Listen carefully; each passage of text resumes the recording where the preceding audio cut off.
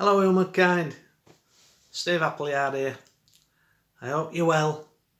I hope you're raising them vibes, washing away all that rubbish, keeping happy, I'm going to read you something out. It's called The Force.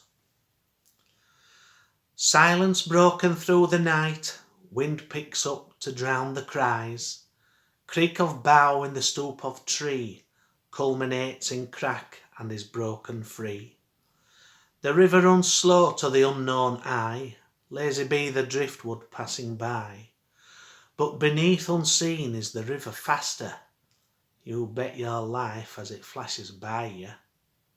Take to the cover, mother, sister, brother, take to the cover or the force shall take you.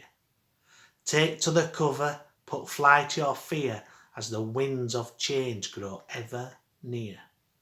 Constant howling of growing pains, no more the prize for ill-gotten gains. Where to be safe from sleeping giant, with a blinding flash here comes the quiet. All be still, all be calm, no more the force to cause you harm. All be quiet, all be still, no more the force to force the kill.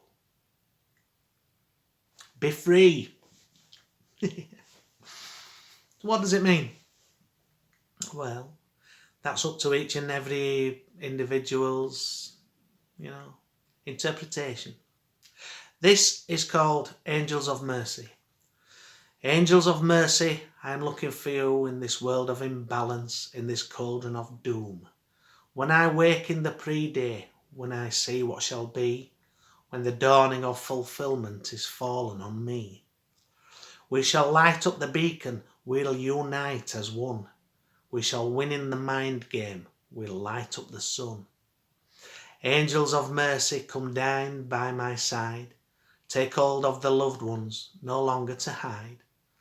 Angels of mercy, smile gentle with me. Choose careful the words now, no more shall we cry. We shall light up the beacon, we'll unite as one. We shall win in the mind game, we'll light up the sun. Be near always, never far from the pupil star, always fending the fear. Keep him strong for the war, keep him strong for the war. These are writings, that just come through. Does it matter what it means? I don't know. It might matter to you. Does it matter to me? I'm just a channel. So what comes through, comes through. So I'm not, I'm the one who's written it. I'm writing it. But whatever it means, it's got some meaning for someone somewhere. Anyway. I hope you're well. I hope you're all well. I thought I'd go for get a little bit of a waistcoat job going today. Yeah. With me colourful, what is it? Banda bomb. Oh. Yeah. Anyway. So, hope everything's going all right. Hope you're managing to raise your vibes. Hope you're doing all right. My mum's in a care home. She has been for 10 years now. And to be honest, she's she's very old now. And she's, like I say, I think it's about 10 years she's been in there. Anyway, I rung and spoke to her today, and it's not often you get, some days you get quite a bit of response, and other days you don't. So today there were a nice little bit of response. So I said, would you like me to tell you a story? So she said, yes. So I told her a story. Now, the story I told her is one that I sort of made up. many years ago, and it was based on a dream that I had. And when I were with a particular partner, we used to have fun about this. We sort of used to go into character, and we would take on different sort of personas, and just be making each other laugh, with it. But anyway, so the dream that I had and the story that I told Mum today was I'm saying this is what it's based on, right? And I believe it was an outer body that I had when I was young, because it was just too. It wasn't an inner body. It was an outer body. It was too real. And where we lived, at the bedroom that I were in, overlooking the back garden, and I've mentioned this before about the fields and the lead smelting factory chimney and the pylons. I mentioned that before, getting struck by lightning, all that. Not me, I didn't get struck by lightning, but that's not why my hair's this colour. But just getting, the garden, this is what I'm saying. This is what I wrote about, the garden. And at the bottom of the garden, there was a row of small conifers. And this one particular night, I believe that I left my body and I went down the garden. Now, when I got to the bottom of the garden, when my energy got to the bottom of the garden, there was someone there who was in, you're gonna think it's crackers, but who was in like a one-man submarine. And I think it's like what they used to have in the Second World War. They used to have like little torpedo submarine type things, whatever they were called, I don't know. And this one went into the ground, at the bottom of our garden, and I followed it. So and it just went down and down and down and down. I followed it. And if I remember rightly, it came to a clearing, Now some depends on what your experiences are, what you're open to, with your mind, what you're open to, what your beliefs are, So it all depends on how open-minded you are. But some, and in the shamanic terms, would have said that it was a shamanic journey, going down into what's known as the lower world, which I've had those experiences as well. Anyway, so I went down to this place, and then I can't quite remember what happened then from the dream, but so I made it into a story, and I told Mum this story today, and it's about this little lad who wants to go on an adventure, and he really wants to go on an adventure, so his mum packs him up packs him up some little sandwiches, and puts them in a little bag for him, and off he goes to the bottom of the garden. Right. Now his imagination's amazing. It's wonderful. What he saw was he heard some giggling. And when he looked, he saw this little face just disappear into this hole at the bottom of the garden. So he was inquisitive, and he wanted to go on an adventure anyway. So he put his face in this hole, and the hole got bigger, and he climbed. He went in, and he just followed this laughter, you know. And eventually he got down to this big room that opened up, this big space, like a big hall. And he saw what he thought were lots and lots of little fireflies, thousands of them, all over, but all different colours. And he was absolutely mesmerised by it. And when he looked round, you know, when he looked closely, there weren't little fireflies. There were little precious stones. So they were like little diamonds. There were beautiful little red emeralds. That's emerald green. Rubies, sorry. There was green emeralds, you know, and blue sapphires, and there was opals, and just everywhere, you know, all in the walls and all in the ceiling above, you know. And then when he turned around, he heard all this giggling, all this laughter. And when he turned round, there were all these little tiny,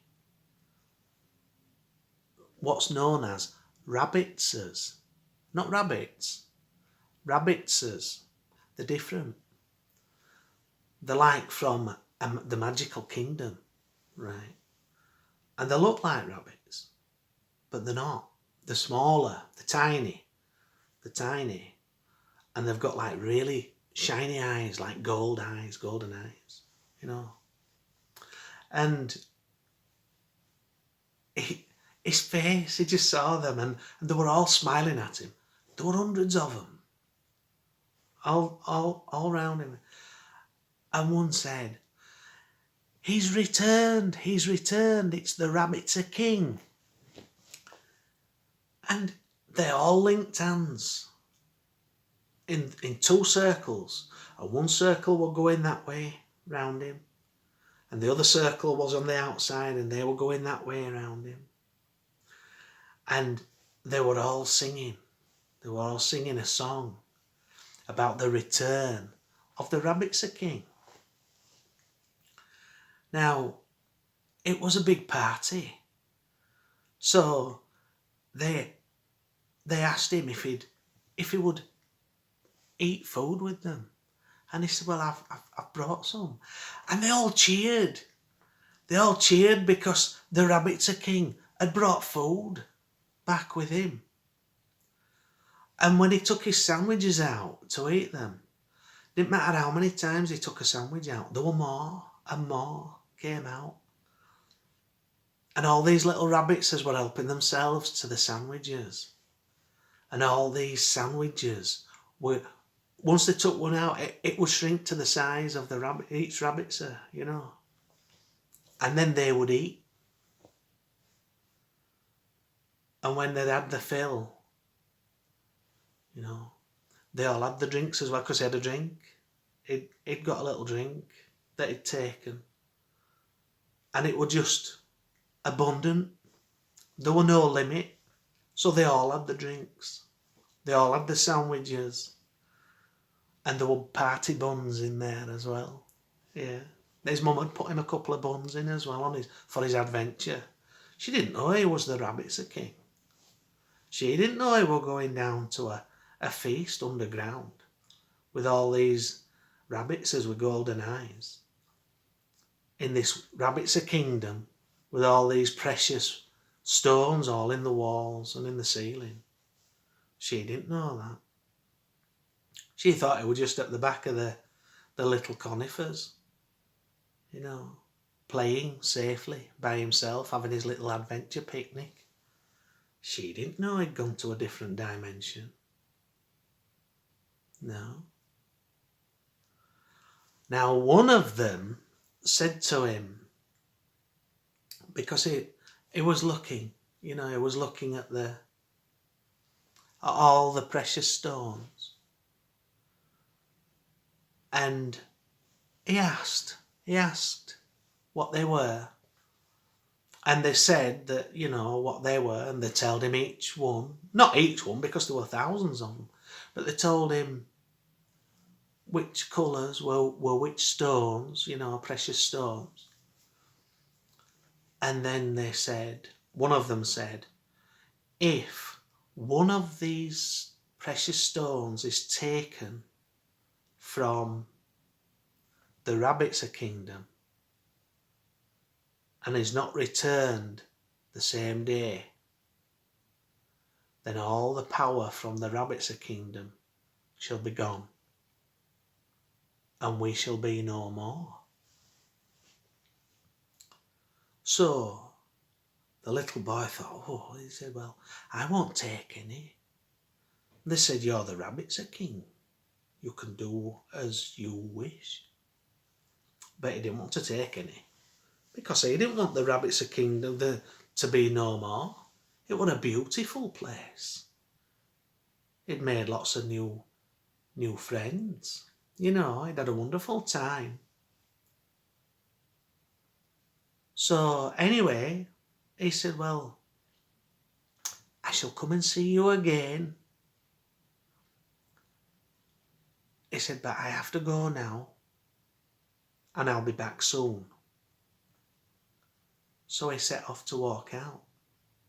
Now what he didn't realise was, on the floor, under a bit of dirt, there was one of these rubies, a little ruby stone, and it got stuck in the grip under his shoe, under his little boots that he had on. He had little boots on.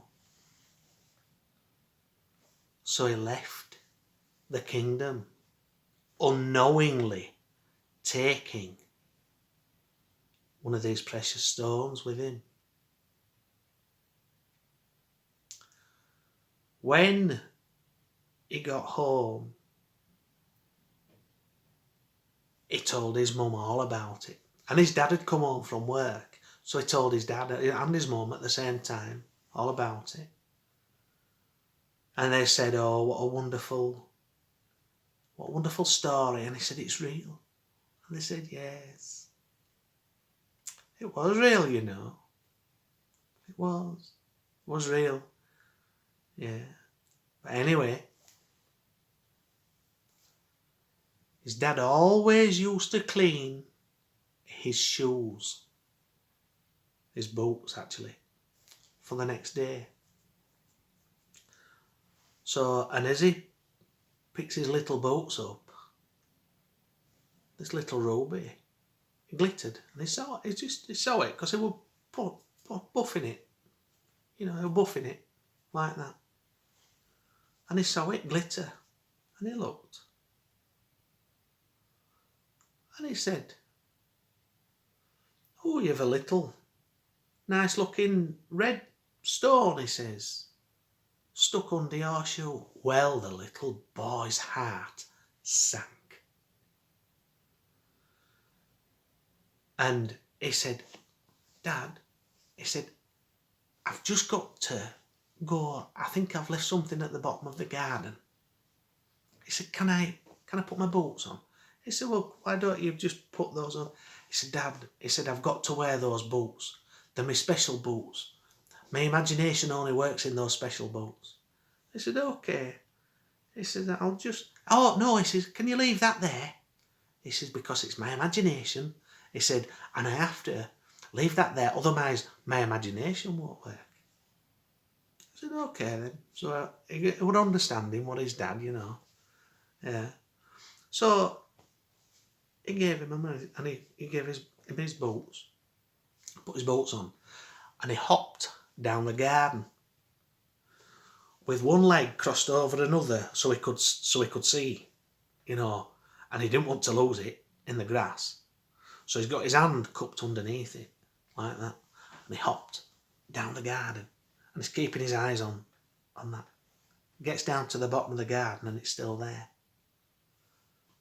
He looked, and he saw the smiley face disappearing into the hole.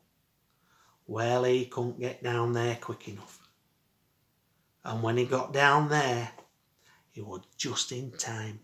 He plucked it out, and there was a space on the wall, a little gap, and he saw it, and he just plugged it back in, because it was starting to dim. Everything was starting to dim, and all these little rabbits were sat there, and they were looking so sad, and all their eyes weren't gold, they were starting to dim. But as soon as he put that in that space on that wall, the whole kingdom lit up again, and their eyes were really as bright as the sun. They cheered. He took his boots off. He made sure he got nothing stuck underneath them, and he went back and he gave his dad them and asked him if he'd finished cleaning them. And that's the story. That's the story. Anyway, the one I told Mum wasn't quite as intricate as that, but that was the story. Anyway, I hope you enjoyed it. Yeah, the rabbits are king, it's known as, that story. Anyway, so I hope that you enjoyed it. I love doing these little talks. I love talking to you. I thank you for watching, and I really do hope that these videos help you one way or another, you know, and I wish you nothing but love and happiness, and enjoy the journey. Try and enjoy the journey, because, you know, we're all gonna ascend. We're all going there. We're all gonna get there, you know. We are. We will. It'll happen, without a doubt. Have faith. Keep going. Never give up. And raise your vibes. Whether you're having a wonderful day, or a bad day, or not such a good day, I hope this video helps you. You know, one way or another. Alright. By good, I mean, you know. I hope it can help you one way or another. Try and raise your vibes. Alright. Anyway, I shall upload another and read some more poetry and writings. And I'll speak to you next time. Alright. Beautiful humankind. Take care. Bye for now.